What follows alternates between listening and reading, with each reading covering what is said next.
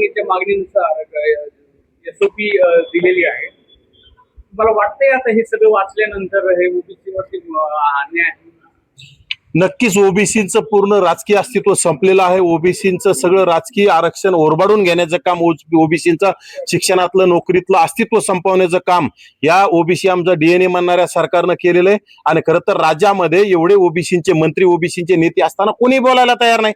काही घाबरतेत कशाला हे आम्हाला कळत नाही. आणि गावगाड्यामध्ये ओबीसी 18 पगड जातीतील 12 बलुतेदार, 18 आलुतेदारांना कुठेतरी ग्रामपंचायत सदस्य, सरपंच होत आहेत. ते येणाऱ्या काळात तुमचा ग्रामपंचायत सदस्य दिसणार नाही, सरपंच दिसणार नाही, पंचायत समिती मेंबर दिसणार नाही, नगरसेवक दिसणार नाही, जिल्हा परिषदेचा सदस्य दिसणार नाही, आणि जिल्हा परिषदेचा अध्यक्ष दिसणार नाही, नगराध्यक्ष दिसणार नाही, महापौर दिसणार नाही. ही सगळी तयारी कुठेतरी प्रस्थापित समाजाच्या नेत्यांनी जरांगेच्या खांद्यावर बंदूक ठेवून हे केलेला कार्यक्रम आहे. आणि त्यामधून ओबीसींचं पूर्ण हत्या झाली. ओबीसींच्या आरक्षणाची पूर्ण ओबीसींना त्या आरक्षणापासून निस्त नाबूद करण्याचं काम जातीवादी राधाकृष्ण विखे पाटील असतील आणि झाडोपोचा करणारा आमदार ते प्रसाद लाड नावाच्या माणसानं इथं येऊन रातोरात कुठतरी, ज्या माणसानं जरांगे नावाच्या माणसानं कुठतरी माझ्या मते 12-14 घंटे उपोषण सुद्धा नाही केलं, खाऊन पिऊन उपोषणाला बसला आणि त्याच्यानंतर लगेच सकाळी 2 तासामध्ये मंत्र्यासारखा माणूस लोटांगण घेण्याचं काम तिथं येऊन करतो. आमदार तिथं येऊन प्रतिनिधी म्हणून तिथं लोटांगण घेण्याचं काम करतो. आणि अगदी दुपारी पुन्हा कुठतरी लघवीच्या निमित्ताने पुन्हा खाऊन पिऊन बसल्याच्या नंतर संध्याकाळी 1:30 वाजता असा निर्णय घेऊन ओबीसींचं अस्तित्व संध्याकाळी अंधारात ओबीसींना ठेवून संध्याकाळी अस्तित्व ओबीसींचं संपवण्याचं काम या राज्य सरकारच्या प्रतिनिधीने केलंय. राज्याच्या मुख्यमंत्र्यावर खरा आमचा आरोप आहे, कारण की ओबीसी आमचा डीएनए म्हटल्याच्या नंतर एक मायक्रो समाजातला मुख्यमंत्री होतोय. म्हणून ओबीसी समाजानं विधानसभेला भरभरून मतं दिले आणि ओबीसी समाजानं महायुतीला सत्तेत नेऊन बसवलं. त्या महायुतीनं ओबीसींचा केसानं गळ्यात कापण्याचं काम केलंय. त्या महायुतीनं ओबीसींचं अस्तित्व संपवण्याचं काम केलंय. परंतु या बाबीवर राज्याचे आमचे ओबीसी उपसमितीचे अध्यक्ष चंद्रशेखर बावनकुळे बोलायला तयार नाहीत, ना ओबीसींचे अनेक मंत्री बोलायला तयार नाहीत. त्यांनी बघ्याची भूमिका घेणं हे ओबीसींचं येणाऱ्या काळात अस्तित्व संपवणं आहे. त्यामुळे ओबीसी समाज नक्कीच येणाऱ्या काळात ह्या लोकांना जशास तसं उत्तर देण्याचं काम करण आणि ओबीसी नेत्यांना सुद्धा दारात उभा करणार नाही. कारण की ओबीसी नेत्यांनी यावेळेस, ओबीसी आमदारांनी, ओबीसी मंत्र्यांनी ज्यांना ओबीसीनं निवडून दिलंय, ह्या लोकांनी जर बघ्याची भूमिका घेतली तर येणाऱ्या विधानसभेला, येणाऱ्या लोकसभेला ओबीसी समाज नक्कीच त्यांना त्यांच्या दारातून हाकलून देण्याचं काम करेल. ओबीसींचं अस्तित्व संपत असताना तुम्ही कुठे होतात हे जाब विचारण्याचं काम ओबीसी समाज नक्कीच या ओबीसी नेत्यांना, ओबीसी मंत्र्यांना आणि ओबीसी आमदारांना करण्याचं काम करेल.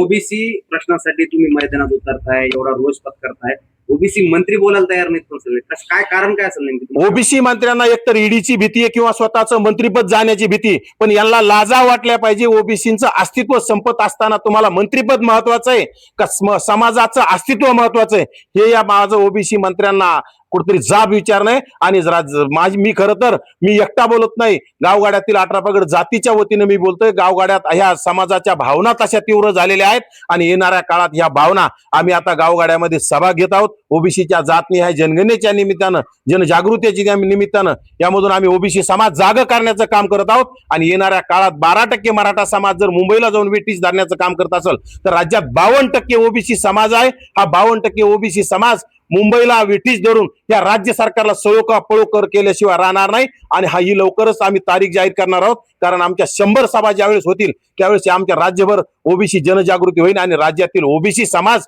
मुंबईत उतरल्याच्या नंतर राज्य सरकारला हा झटका आणि राज्य सरकारला जाब विचारण्यासाठी आम्ही ताकदीने मुंबईत गेल्यावर राज्य सरकारला कुठं जावं हे सुद्धा कळणार नाही. आणि ओबीसी मंत्र्यांना तिथं सुद्धा आम्ही एंट्री देणार नाही आहोत, कारण की आज तुम्ही बोलत नाहीत तर तुम्ही येणाऱ्या काळात ज्यावेळेस ओबीसी सरकारला जाब विचारला त्यावेळेस तुम्ही मध्यस्थी करायला आल्यावर ओबीसी समाज नक्कीच यांना हाकलून देण्याचं काम करेल. आता जरांगे पाटलांनी उपोषण केलं, सरकारने त्यांच्या मागणी मान्य केलं, यावर काय तुमची भूमिका? हे कुठतरी राज्य सरकारचं आणि जरांगेचं सेटलमेंट आहे. राज्य सरकारने फक्त ओबीसींना टार्गेट करण्याचं, ओबीसींचं आरक्षण संपवण्याचा डाव चाललेला आहे. खरं तर संविधानाला संपवण्याचं काम हे राज्य सरकार, केंद्र सरकार करतंय. ओबीसींची जातनिहाय जनगणना करू म्हणून सुद्धा त्याच्यामध्ये कॉलम ठेवला नाही. आणि आता कुठतरी आम्ही ओबीसींच्या आरक्षणाला धक्का लावून देणार नाही, ओबीसीच्या आरक्षणाला धक्का लागणार नाहीत असं म्हणून जर ओबीसींचं अस्तित्व संपत असेल तर जाणीवपूर्वक राज्य सरकारच ओबीसींचं अस्तित्व संपवण्यामध्ये पुढाकार घेतंय. आणि कुठतरी जरांगेच्या नावाखाली फक्त ओबीसींना निस्तनाबूत करण्याचं काम चाललंय, त्याचा आम्ही निषेध करतो. आणि येणाऱ्या काळात हे राज्य सरकारला परवडणार नसेल. एकीकडे नोंदींच्या आधारे जात प्रमाणपत्र देण्याची एक हे सुरू आहे. मंगळवारी विखे पाटलांनी आढावा बैठक घेतली. जालना जिल्ह्यातल्या स्थितीवर जर का नजर टाकली तर आतापर्यंत 161 लोकांना जात प्रमाणपत्र दिलेलं आहे आणि याची प्रक्रिया वेगानं सुरू आहे.